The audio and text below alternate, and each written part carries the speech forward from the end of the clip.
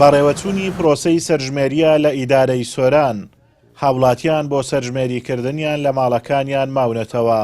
ئەگەرچی لە سەنتەری شارەکان سەرژمێری بێچێشە بەڕێوە دەچێت، بەڵام لە ناوچە سنووریەکانی ئیدارەی سۆران بەهۆی نائارامی و نەبوونی دەسەڵاتی حکوومەتی هەرێم بەسەر ئەو ناوچانەدا، تیمەکانی سەرژمێری ناتوانن بگەنە 52 گوند بۆ سەرژمێریکردنی دانیشتوانەکەی، کە ئەمەش بەزیان بۆ گوندنشینانی ئەو ناوچانە دەگەڕێتەوە و گوندەکانیان لە سەرژمێری 2024 بێبەش دەبن.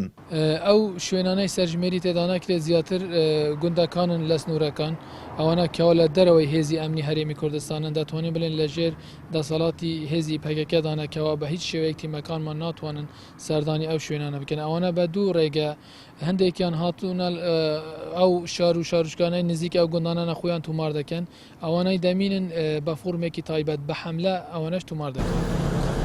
تەحسین سەلیم بەڕێوەبەری بەشی تەکنیکی لە بەڕێوەبەرایەتی ئاماری سۆران بە پەیامی ڕاگەیاند لە قۆناغی ئێستادا لە 55 بلۆک لە ئیدارەی سۆران کێشەمان هەیە و بەهۆی نائارامی و نەبوونی دەسەڵاتی حکوومەتی هەرێم لەو ناوچانە تیمەکانیان ناتوانن سەرژمێری ئەنجام بدەن، کە بریتین لە 13 گوندی دۆڵی باڵەیان لە قەزای چۆمان و 4 گوندی حاجی ئۆمەران و 4 گوند لە دۆڵی ڕوست و 4 گوند لە ناحیەی وەرتێ، هەروەها 29 گوندیش لە قەزای سیدەکان.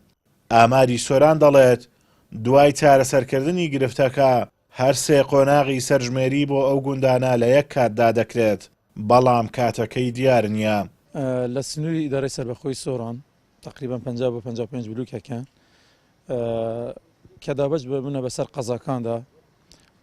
لە قەزای چۆمان لە قەسترێ دۆلی باڵان 13 گوندمان هەیە، لە ناحیە حاجمەران 3 بۆ 4 گوندە، لە سمیلان 2 بلوکی ڕۆستیمان هەیە، لە قەزای ڕواندز وەرتێ 3 بۆ 4 گوندێک ئەوانیش کێشەمان هەنە، لە سیدەکە تقریبا 29 گوند هەنە.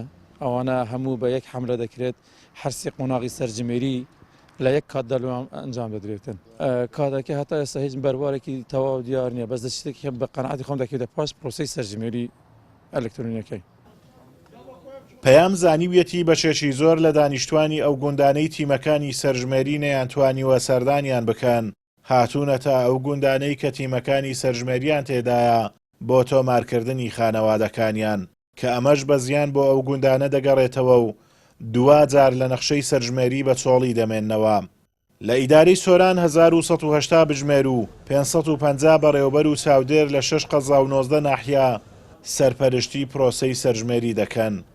ئازاد ئۆمەراوی کەناڵی ئاسمانی پەیام، سۆران.